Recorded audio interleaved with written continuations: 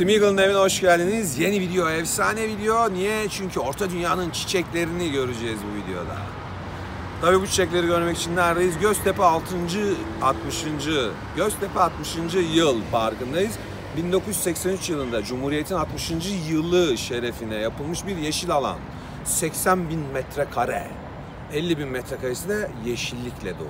Güller, laleler ve çeşit çeşit ağaç var.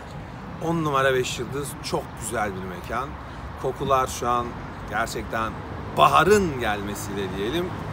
Gözünüzü ve aklınızı biraz karıştırır bir durumu var bahçenin.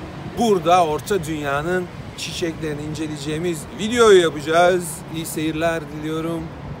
Yavaş yavaş çiçeklere doğru yollanalım bence diyorum. Tolkien evrenin en ünlü çiçeğindeyiz. Nedir? Cymbalmin.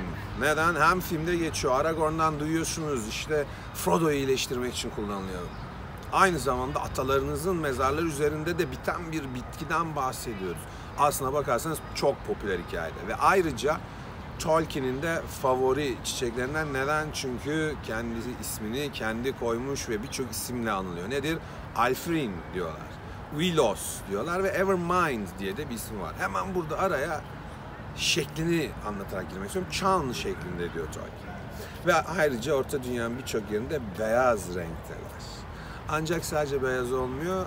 Farklı renklerde bulabildiğiniz bir çiçek ama genelde açık tonları tercih ediyor bir çiçek. İsimlerin anlamına bakmak gerekirse Alfrin Orta Dünya dillerinde ölümsüz anlamına gelen bir kelime. Willows ise hep beyazdı. Bu noktada Willows'u daha çok elflerin 1. çağda kullandığı bu çiçek için, çünkü daha çok beyaz olduklarından dolayı bu ismi yakışıldığını söylemekte fayda var. Ancak dediğim gibi çiçeğin açık tonlarda birçok rengi de mevcut. Bunların arasında hikayesi en ilginç olan Evermind. Evermind eski İngilizceden gelen ve sonsuza kadar canlı anlamında kullanabileceğimiz bir isim. Neden? Çünkü Elendil'in ve Rohan'ın geçmiş krallarının mezarlarının o tümseklerin üzerinde bitiyor Cymbalmin. En büyük numarası bu zaten ve Orta Dünya'nın en favori, en popüler çiçeği olma özelliğini de kendinde bulunduruyor.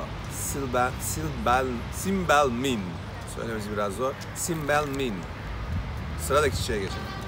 Sırada Aeglos var. Aslına bakarsanız Aeglos'u bu dönemdeki katır tırnağı dediğimiz çiçekle bağdaştırabiliriz. Uzun ve sivri dikenli gövdeleri var ve çok güzel kokusu olan beyaz çiçekler açıyor. Amonrüt'ün eteklerinde, Amonrüt nedir? Küçük cücelerin, Petty Dwarf denen grubun aslında kendilerine yurt edindiği tepeden, Kel Tepe'den bahsediyoruz. Onun eteklerinde bu Aeglos dediğimiz çiçek büyüyor ki Aeglos aynı zamanda biliyorsunuz ki Gil-galad'ın ünlü mızrağına da verilen isim. Dediğim gibi bu dönemin katır tırnağı denilen çiçeğiyle eşleştirebileceğimiz bir çiçek Aeglos. Sıradaki çiçek Seragon.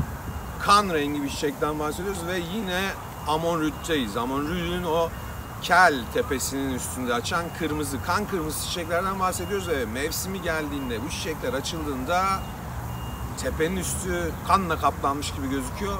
Günümüzdeki çiçeklerden kaya koruğuyla eşleştirebiliyoruz Seragon'u. Tolkien evreninin koyu kırmızı çiçeklerinden birindeyiz. Sıradaki çiçeğe geçelim diyorum. Yoluma devam ediyorum. Sıradaki çiçeğimiz Iris. Iris'in anlamının ne olduğunu herhalde burada açıklamaya gerek yok ama Orta Dünya'da böyle bir çiçek var. Ve çok sivri yapraklı bir çiçek bu. Açık tonlarda genel olarak bu da beyaz ve İtiliyen bölgesinde ve Gladen çayırlarında çoğunlukla büyüyen bir çiçekten bahsediyoruz. Orta Dünya'da iris kılıcı denen bir kavram var. Nedir bu? Yapraklar o kadar sivri ve şekilli ki ona benzeyen kılıçlara iris kılıcı adı veriliyor Orta Dünya'da. Sıradaki çiçeğimiz Nifredil. Elf kökenli, adından da anlaşılacağı üzere ve Lothlorien'in altın ağaçları altında büyüyen çok güzel bir çiçek ama solgun renkli. Yine de kokusunun güzel olduğu söyleniyor. En çok nerede? Carin Amrod üzerinde, o tepenin üzerinde en çok çıkıyor. Bu tepe neresiydi? Onu da hepimiz biliyoruz. Aragorn'la Arwen'in o birbirine verdiği sözün olduğu tepedir. Aragorn'un vefatından sonra Arwen Lothlorien'e döner ve Carin Amrod tepesinde solar. Onun solmasıyla beraber Nefradil'de artık Orta Dünya'da bir daha hiçbir zaman çiçek açmaz ve o da solar.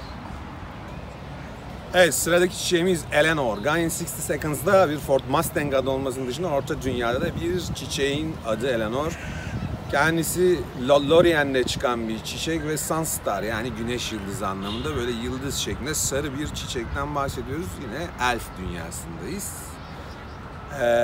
Fare kulağı bugünkü çiçeklerde eşleştirebileceğiniz çiçek ve aynı zamanda şöyle bir motto olayı var. Samwise Gamgee doğan ilk kızının adını Eleanor koyuyor ve Orta Dünya'nın sıradaki çiçeğine doğru hızlıca geçiş yapıyoruz.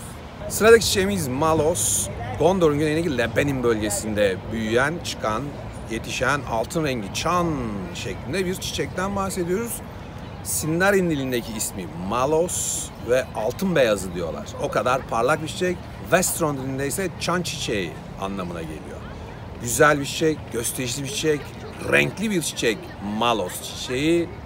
Sıradaki çiçeğe geçebiliriz. Sıradaki çiçeğimiz Asphodel. İtalyan bölgesinde yetişiyor Orta Dünya'nın. Burası neresi? Gondor'un Mordor'a komşu olan sırt dayadığı bölge. Sarı beyaz bir çiçekten bahsediyoruz. Yine son derece canlı bir çiçek karşımızda. Ve aynı zamanda Asphodel Brandybuck. Bir Hobbit'e ismini veren bir çiçek aslında Asphodel. Bu şekilde de Asphodel yani bitiyor. Olayı bu kadar. Sıradaki çiçeğimiz Eglantin. Aslına bakarsanız bugünkü adıyla yaban gülü denen bir çiçekten bahsediyoruz. Çok güzel çiçekleri olan, çok güzel kokusu olan bir bitki karşımızdaki. Aynı zamanda da birçok Hobbit ailesinin isim olarak kullandığı bir çiçek. Brandybuck'lar var, Took'lar var. Her ikisine de Eglantin isimli Hobbit'ler var. Orta Dünya tabiatı, daha doğrusu çiçek grubunun son çiçeği anemon çiçeği. Günümüzde de birçok yerde gördüğünüz, birçok yerde yetişen rengarenk harika bir çiçek. Aynı zamanda belirtelim, Simbelmin'i diyor ki Tolkien, Simbelmin bir anemon türüdür diyor. Yani niye ayrıyeten geçtik? Çünkü ayrıyeten bir hikayesi vardı ama anemon şu anda da görebileceğiniz çok çeşit, çok renkli bir çiçek ve Orta Dünya hikayemizin son çiçeği. Kapanışa geçebiliriz artık. Smeagol'un evinde bir videonun daha sonuna geldik. Göztepe 60. Yıl Parkı'nda Orta Dünya çiçeklerini çiçeklerin arasında tanıdık. Bence iyi vakit geçti. Güzel bir hava, güzel bir ortam. İstanbul'un ender yeşilliklerinden birini değerlendirmiş bulunduk. Gerçek mucizeyi gördük burada. Çiçekler, tabiat her zaman candır. Bizden daha değerlidir. Umarım eğlenmişsinizdir. Değişik bir video olmasını istedik. Değişik bir konu işlemek istedik. Smeagol'un evinde bir videoda bu şekilde bitti. Herkese saygılar, sevgiler, kucak dolusu öpücük. Bir sonraki videoya kadar hoşça kalın. Bizimle kalın.